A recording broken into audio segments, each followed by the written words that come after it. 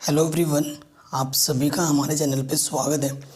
देखो, आज के इस वीडियो से हम क्लास 10th मैथमेटिक्स की हिंदी मीडियम स्टूडेंट्स के लिए स्टार्ट कर रहे हैं मैथमेटिक्स। इंग्लिश मीडियम के लिए मैंने पूरा पहले ही करा रखा है, जिसके लिंक्स मिल जाएंगे आपको डिस्क्रिप्शन में। आपके क्लास 10th में एक्चुअली कितने चैप्टर हैं? 15 चैप्टर हैं, ठीक है। और हम 15 के 15 चैप्टर को बहुत ही डिटेल से, आराम से, एकदम आराम से समझाऊंगा इजी तरीके से, ताकि आपको हर एक कॉन्सेप्ट आराम से समझ में आए, ठीक है। मेरे पढ़ाए हुए तरीके से पढ़ोगे तो आपको गणित से बहुत प्यार हो जाएगा। आपको गणित से डरने की कोई ज़रूरत नहीं होगी, आप आराम से सारी चीज़ें सीखोगे, ठीक हो। तो जो पहला चैप्टर हमारा है आज के इस वीडियो में, वास्तविक संख्या है, उसके बारे में मैं आपको इंट्रोडक्शन देना चाहता हूँ, पहले समझाऊँगा। इसके बाद वाले वीडियो में हम 1.1 है जो प्रश्नावली, वो हम पूरी करेंगे। सबसे पहले वास्तविक संख्याएँ क्या होती हैं, ठीक है। इसमें बेसिक क्वेश्चन क्या क्या बनेंगे, क्या इसमें थोड़े बहुत प्रमेय हैं जिनको हमें जानना ज़रूरी है, वो हम जान लेते हैं। उसके बाद अगले वीडियो में हम 1.1 एक्सरसाइज पूरी करेंगे, ठीक है। सही रहेगा, पहले कॉन्सेप्ट को जान लेते हैं, ठीक। तो सब बुक को रखता हूँ मैं साइड। पहले थोड़ा बहुत जो हमारा बेसिक कॉन्सेप्ट है उसको हम अच्छे से जान लेते हैं, सीख लेते हैं, ताकि हमें चीज़ें समझने में आसानी हो और गणित पढ़ने में हमें आसानी लगे, ठीक है। तो देखो, चैप्टर हमारा क्या है? वास्तविक संख्याएं हैं, ठीक है। तो पहले हम जान लेते हैं कि वास्तविक संख्या क्या होता है, इसका मतलब क्या है, ये वास्तविक संख्या होती क्या है और ये कितने प्रकार की होती हैं, क्या क्या होती हैं, वो जानना बहुत ज़रूरी है।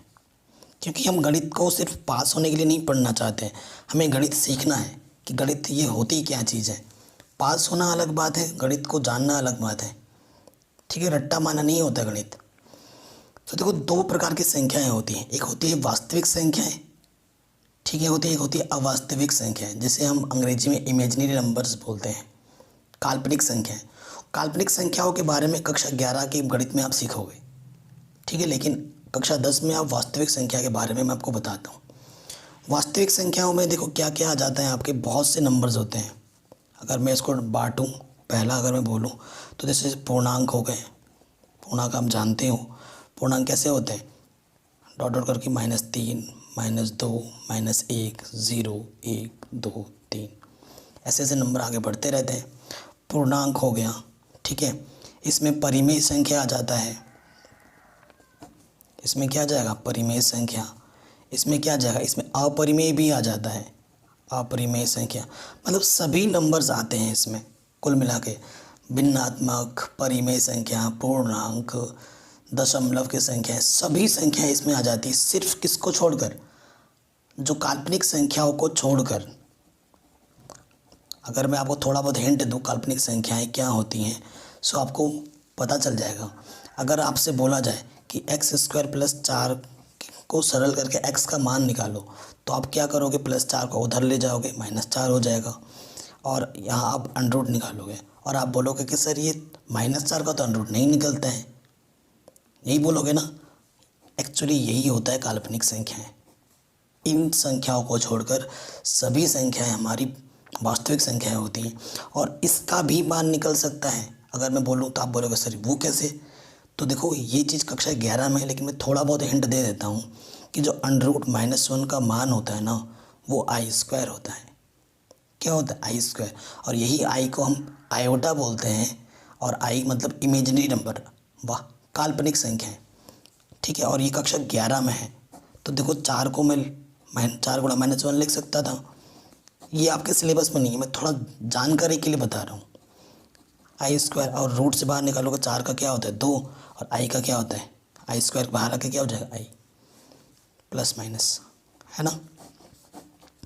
तो ये इस संख्या को हम बोलते हैं काल्पनिक संख्या, और ये कक्षा 11 के गणित में है, कक्षा 10 के गणित में नहीं है।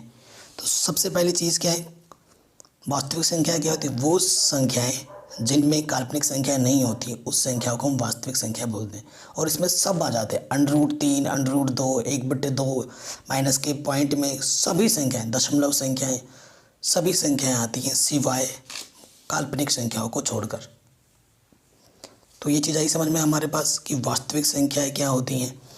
अब इसमें एक आपका थ्योरम आएगा। थ्योरम क्या है? मैं आपको हिंदी में लिख देता हूँ यहाँ पर, यूक्लिड विभाजन प्रमेय। ठीक है, ये आपका एक थ्योरम आने वाला है। प्रमेय थ्योरम मैं इसलिए बोल रहा हूँ, प्रमेय को अंग्रेजी में थ्योरम बोलते हैं, तभी मैंने ऐसा बोला, यूक्लिड विभाजन प्रमेय। अब ये क्या होता है, देखो यूक्लिड विभाजन प्रमेय क्या कहती है, अगर आपके पास दो नंबर हैं, ए और बी दो नंबर हैं, और ए आपका बड़ा है, तो आप ए को इस प्रकार से लिख सकते हो, A is equal to B Q plus R. और इस आर का मान, जहाँ आर का मान हमेशा बी से छोटा होता है और ज़ीरो या ज़ीरो से बड़ा होता है, इसे हम बोलते हैं यूक्लिड विभाजन प्रमेय। एग्जाम्पल के तौर पर समझाऊंगा, क्योंकि बिना एग्जाम्पल के आपको समझ में नहीं आएगा। और इस प्रमेय का बहुत उपयोग होगा, इसकी मदद से हमें जो HCF निकालने के लिए क्वेश्चन बनेगा, और वो क्वेश्चन HCF निकालने के लिए आपके बोर्ड एग्ज़ाम में पक्का आया है, मैं 100% लिख के दूंगा। ठीक है, इस बार जो मैंने इंग्लिश मीडियम को पढ़ाया था, तो CBSE वालों को मैंने पढ़ाया था, तो उनका जो जितना भी सेट्स का पेपर बना, चाहे वो बेसिक हो या स्टैंडर्ड मैथमेटिक्स हो, जितने भी उनके कोड्स थे अलग अलग, जो मेरे बताए हुए क्वेश्चन सारे आए थे, और बच्चे बहुत ही खुश थे। ठीक है, सो आपको मैं ऐसे पढ़ाऊँगा कि मैं आपको इंपॉर्टेंट क्वेश्चन भी बताते हुए चलूँगा, आप उनको ज़रूर पढ़ोगे तो आपका स्कोर 100 में से 100 होगा मैथ में, अगर आप मेरे अकॉर्डिंग पूरे साल भर पढ़ते हो। ये मैं फुल गारंटी लेके बोलूँगा, फुल गारंटी के साथ। ठीक है, अब ये जो चीज़ मैंने आपको बोला, A equal to B Q plus R, जहाँ आर का मान ये होता है, इसको मैं आपको प्रूफ करके दिखाता हूँ। एक छोटा सा एग्जांपल लेता हूँ।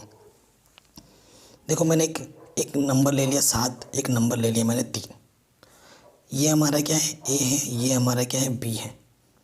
ठीक है, और ये चीज़ बड़ी है, इसका मतलब क्या होता है कि छोटे वाले नंबर को हमें बड़े वाले नंबर में भाग देना है।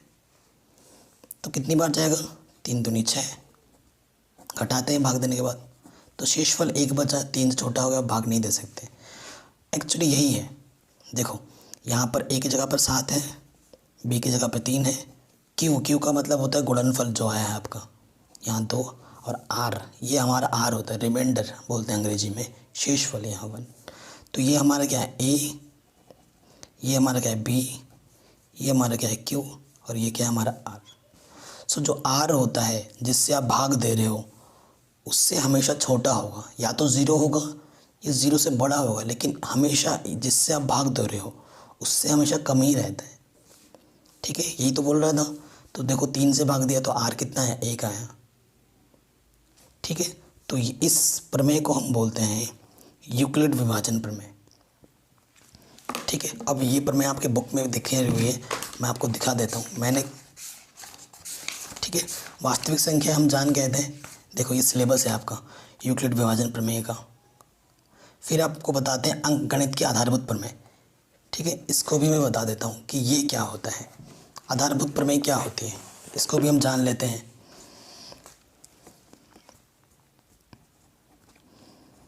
अंक गणित की आधारभूत प्रमेय।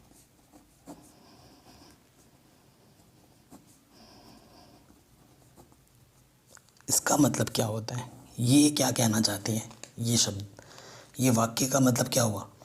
अंकगणित की आधारभूत प्रमेय ये बोलती है कि दुनिया के जितने भी नंबर हैं, कोई भी नंबर उठा लो, उसको हम जो अभाज्य संख्या के गुणनफल के रूप में लिख सकते हैं। कोई भी नंबर होगा उसको हम अभाज्य संख्या के गुणनफल के रूप में लिख सकते हैं। जैसे कि सपोज़ करो मैंने नंबर 1 ले लिया 16, छोटा सा लेता हूँ ताकि फिर मैं आपको छोटे से लेके समझाता हूँ ताकि चीज़ें समझने में आसानी हो। अब इसको हम काटेंगे तो 2 8 16, 2 चौके 8, 2 दूनी 4 और 2 एकम 2।